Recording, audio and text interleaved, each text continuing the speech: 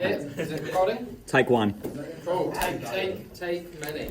Alright, so we're looking at further trig integration today. Okay, so using the rules that we looked at yesterday, but carrying on with it, looking at integration, further trig. Okay? So I'm going to just assume you remember yesterday's stuff. But basically, we need to be able to integrate sine squared x and cos squared x and other variations of sine squared x and cos squared x. Okay? You know how to integrate sine, you know how to integrate cos. When you were doing differentiation of sine squared and cos squared, what did you have to consider? The inside. Inside, because you considered it as a chain rule. You can't consider sine squared x as sine x squared and apply the chain rule to it. So you'd think, reverse chain rule with sine squared x. No, there's something else you can do for it. Okay. What else do you know about sine squared x and cos squared x? Double angle formulas. You also know another identity. They equal 1. They equal 1. Yeah. So you can add them to make 1. So those are the two identities. One where it adds to 1 isn't going to help you, because all it will allow you to do is change sine squared x to a cos squared x, because it will be 1 minus cos squared x, and cos squared x will become 1 minus sine squared x. So you still end up with a trig squared. Okay? But you do have your double angle formula for cos 2x, which is equal to 1 minus 2 sine squared x. What was the 2? Is it 1 minus 2 sine squared x? Yeah, 1 minus 2 sine squared x. And then 2 cos squared x. And also 2 cos squared x minus 1. Is that right? Okay. So, with those two identities and a bit of rearranging, you can change a sine squared x into a cos x function. Okay? Or cos 2x function. So, if I was to do a rearrangement just on the first one, let's not worry about the second one, you can say that cos 2x minus 1 is equal to minus 2 sine squared x, which gives you 1 minus cos 2x over 2 is equal to sine squared x, which you can also just write as a half minus cos 2x over 2 is sine squared x. Okay? And from that point you can do things like integration, because now you've just got two parts to integrate each part separately, plus you've got integration of a trig identity, which you've already learned to do last lesson. Okay? Just with a coefficient of a half in front and internal double angle. Okay? Right, you would have to consider the whole 1 over a situation. Remember that? Maybe 2 days ago. Yeah. Imagine that. That you have to remember 2 days ago. Okay. The other way that they like to do the integration of sine squared x, because that's actually the first example of the book, doing the integration of sine squared x, is rather than taking out the half separately, you can just take out the half to in front of the integral sign, and then just do integral of 1 minus cos 2x, like that. Okay, so rather than doing 1 minus cos 2x over 2, take out the half to the front of the integral, and times the integral by the half at the end. Okay, this is just a coefficient. Coefficients don't really go away when you integrate, they just change. But the change is the same if you take it out or times it in. Okay, so what's the integral of 1 minus cos 2x? Minus X, yeah, that's a good start. X minus half sine 2x. Cos x integrates to sine x, because sine x differentiates to cos x. So negative cos x integrates to negative sine 2x. Okay? The a, 1 over a, that's it. And then you can times through by the half, or leave a half on the outside depending on the situation. What are you missing? Plus C. Plus C. So don't forget plus C. And that plus C should also be times by the half that you took out to the front of the integral. Okay? So yeah, choice to times 3 at this point or not. Let's do it for the next one, which is 3 cos squared, integral of 3 cos squared, 2x, sorry? Yeah. Why was, say that again? No, not necessarily. You could have a plus c outside, because the plus c, well, half of a c is the same as a c. Because when you consider the c part, it's a constant anyway, and that half c becomes the value itself stuck on the end. It doesn't actually matter, because it's just a number. If I times it by half now and solve for c, I would still have to consider that I half it in my original equation. I don't have to do half of whatever the c value I calculate is, which is why in the textbook they do show it written outside as that plus c, because the c is just you going, hey, there could be a random number stuck on the end. I don't know why it is, so that's kind of why they've done that. Doesn't matter either way. Actually, probably will be easier if you do it that way, but you don't have to. Just as long as you realise once you calculate c as a half c, you then put it back into half c to find out what c is. Okay, moving on. Right, 3 cos squared 2x. So that's where we're going to take our cos squared x identity. So that is cos 2x is equal to 2 cos squared x minus 1, which becomes cos 2x plus 1 over 2 equals cos squared x, which means when I integrate that, I would take the half out and say half cos 2x plus 1.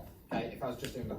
But now I've got 3 cos squared 2x, so I consider the fact that I've actually got 3 times the identity here. So 3 times cos 2x plus 1 over 2, which means I can take 3 over 2 out in front of my integral and just do cos 2x plus 1. Okay? Same idea, what does cos integrate to? Minus sine, but because of the 2x it becomes 1 over 2. So we've got 3 over 2 times minus negative a half sine 2x plus x plus c if you want plus c on the outside. Okay, and that's it. Okay, that's it for those two. Easy, alright? Okay, so it's all based around this identity and the 2 cos squared x minus 1. Yeah. What? Because cos integrates to minus sine. Wait, why is the c not inside of this time? It doesn't matter. That's what I just talked about a second ago. Yeah. The c doesn't matter. What? Oh yeah, sorry, positive sign. Sorry, you're right. Being stupid. Thank you. Good call, good call. I've partly in my head it's because I remember that I changed from sine squared to cos squared. Okay, but that has nothing to do with the final thing because it's still cos integrating at the end. Thank you. Alright, so sine to power 4x. Okay. So like I say, all of this is actually just revolving around that first thing. I'm not introducing anything new, it's just making it slightly different and slightly harder. So if I'm integrating sine to power 4x, what could I consider sine squared x squared. Sine squared x squared. So sine squared x squared, I know sine squared x is 1 minus cos 2x over 2, which is also a half minus cos 2x over 2, and I'm squaring that, okay, and then I'm going to do the integration of it. Just use a chain rule. Yeah, just no, don't use chain rule, sorry. Can't use a chain rule. And why we can't use a chain rule, I haven't really thought about it. Reverse chain rule is quite hard, that's I think the main issue. But the other thing you can do is just expand it. So this becomes 1 over 4 minus cos 2x. We got this. Because it would be minus cos 2x. Sorry, no. Isn't it half? Oh, let's do it fully. Let's do it fully. So 2x over 2 times half minus cos 2x over 2. So half times half gives us a quarter. Minus quarter gives us minus half cos 2x. And then cos 2x times cos 2x is positive, because negative, negative, cos squared 2x over 4. Okay. Anyone have an idea what happens here? Maybe factor up the quarter? Well, we can take a quarter out. Yeah. Right, that's something we can do. But there's something else we need to do first. Because can we integrate cos squared 2x? No. No, so what do we have to do? Change that to Change it again. Okay, so if cos squared x goes to cos squared x goes to cos 2x plus 1 over 2, then we can say that cos squared 2x will go to cos 4x plus 1 over 2. So we just double the angle again. Okay?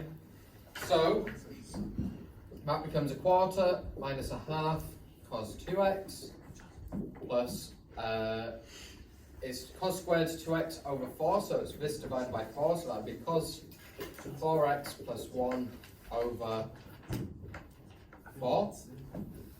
Okay? Is that right so far? Just need to make sure I'm not saying something stupid. Okay. Am I saying something stupid? Oh, look at that. Light. Okay. Half cos 4x, so we've got cos squared x, half cos 4x. Oh, they took out the quarter before I did. Oh, sorry, 8. Over 8. Sorry. There we go. It just automatically keeps turning itself off. It's not your fault. Okay. So taking out the factor of a quarter is gonna be a long day. Okay. Where am I missing something? I don't want to go back. My box. I'm gonna go back. I'm gonna take quarter out first because it makes life a bit easier. I should have listened to you, Kabir, but I also don't trust you. Yeah. Is it untouchable? Yeah, it would still work the other way. I just don't want to be dealing with dividing through by 8s or anything. And so I just took out the factor of quarter. So quarter becomes 1, half becomes 2, quarter becomes 1. Then I'm going to put my other identity in, which is 1 minus 2 cos 2x plus cos 4x plus 1 over 2. Okay. Half cos 4. Yeah, see, they're not having the same answer as me. 1 plus cos 4x. Yeah, I'm doing this right. What? What?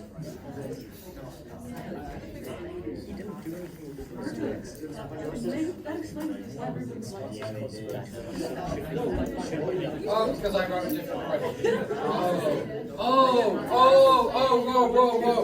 Guys, this is why you should learn to read. Okay. Let's go back and just put back the 2 here, because that makes that true now. Okay, that's the difference between my work and the book. I ignored the fact there's a 2 in front of that. The 2 thing that I identified here, I forgot to identify that. Okay, because it was cos squared 2x. Cos squared 2x goes to cos 4x. Whereas I just had cos squared 2x and ignored the 2 and did cos squared x. I treated that as cos squared x. So that was my issue here. So sorry about that. I've missed the 2. I should have done a cos 4x thing back then. Is that okay? Are we going to hold off pitchforks? Okay. Alright. So, this is still true. I just can't be bothered solving it from this point. But I think I can say that is an 8th. 2 minus 4 cos 2x plus cos 4x. But I'm running out of room. Maybe you have another answer for that. Did they end up with an 8? Yeah, but yeah, okay. What?